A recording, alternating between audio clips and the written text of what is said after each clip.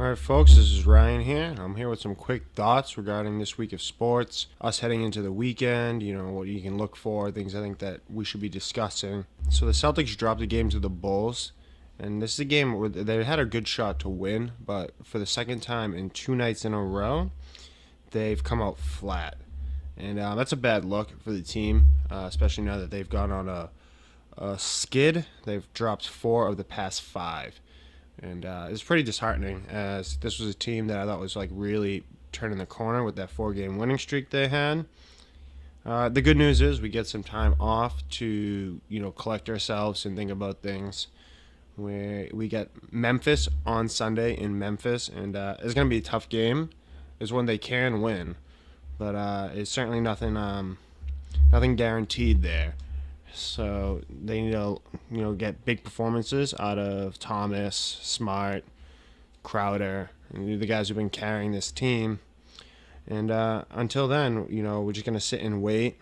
I wish Brad Stevens' friend the best of luck in recovering. Now, we've got Bruins starting their road trip tonight, and they're at New Jersey. And I don't want to call it a must-win, but it's about as close as you can get at this point in the season. They're on another losing streak, and we're starting this big, long road trip in which we got to go to Ottawa, the Rangers, Philadelphia, Buffalo, back home for Toronto, and then back on the road for Montreal.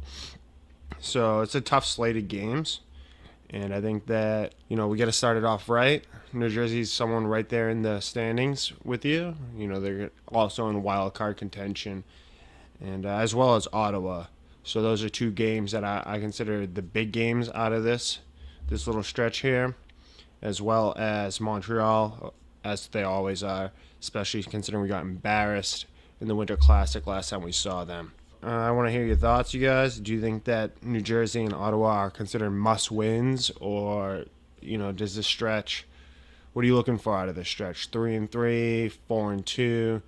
I want to hear your thoughts. It was said today that McDaniels isn't doing any interviews until the playoffs are over, which is good. I hate that look when teams that still are in the playoffs are off doing interviews, the assistant coaches, and it really just takes away from the goal of the season, which is to win a Super Bowl. During the playoffs, I think you should be focused on your team, on your coaching, on your job that it is now. And then season's over, then you can go and interview. If a team really wants you and they want you as their coach, they'll wait for you to make that decision, if they want to bring you in. So overall, I'm glad to hear it. I think it's the right move. I think it's good for the team. I'm not sure there's any jobs out there that McDaniels wants, maybe other than Tennessee. None of the jobs out there look super great. New York's, I guess, a good gig, but there's a lot of pressure there. Overall, I'm glad that McDaniels isn't doing any interviews, and I think it gives us, a better chance moving forward. So it was reported that A.J. McCarron's going to get the start for the Bengals. Andy Dalton is out. It's going to be a tough spot for the kid, I won't lie. I don't know how you can think that they're going to beat Pittsburgh without Andy Dalton. I mean, McCarron hasn't played bad, but there's an obvious drop-off in that offense and quarterback play without Andy Dalton in there.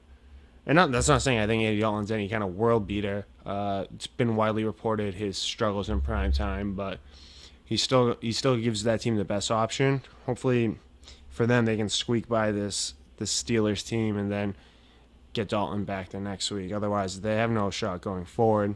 Interesting thing I saw today, a lot of road favorites for this wild card weekend, and I think that's a mistake. I think that the Packers are going to get blown out in this Washington game. That team looks like it's fumbling apart, and for the rest of them, I would probably give the nod to the road teams in the rest of those games.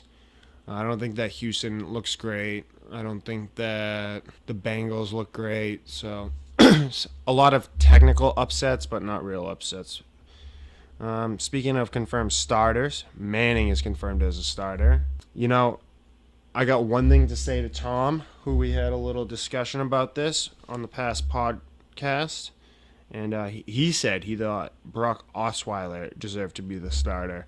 So I got a little sound for you guys to listen to and how I feel about that.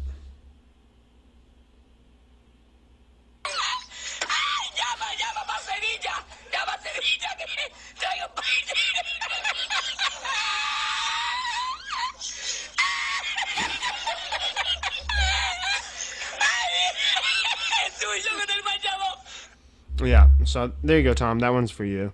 Manning deserves to start here. He's the right guy. I don't think that the quarterback play is going to be what wins them any games at all, regardless. But you're in a position where you need to take your best bet. And Manning, he's got the experience. He knows the offense better. He can read defenses better.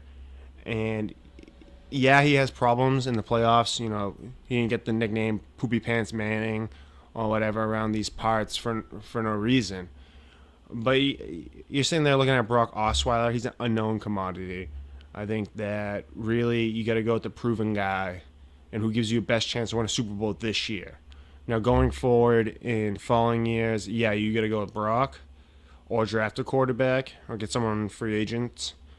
But for this year, to win a Super Bowl 50, Manning's got to be your guy. I don't see any other way around it. He doesn't give you a great shot, but he gives you the best shot. So it's a good move by the Broncos, in my opinion. And then you hear these reports now that Osweiler has a MCL sprain, but he's still going to serve as the backup. Why don't you just say what it is? You're choosing to start Manning. You're putting Osweiler on the bench because that's what happened. And I think it's what the players want. You could see it in that game, Week 17 against the Chargers.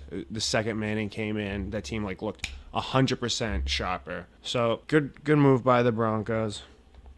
And I want to know what your folks' ideal matchup is for the divisional round. Do you want to see Kansas City? Do you want to see the Bengals? Who is it? Personally, for me, we get to avoid Pittsburgh, which is nice. So they might be the scariest team on paper. That defense is fairly soft, and I think that you can score on them.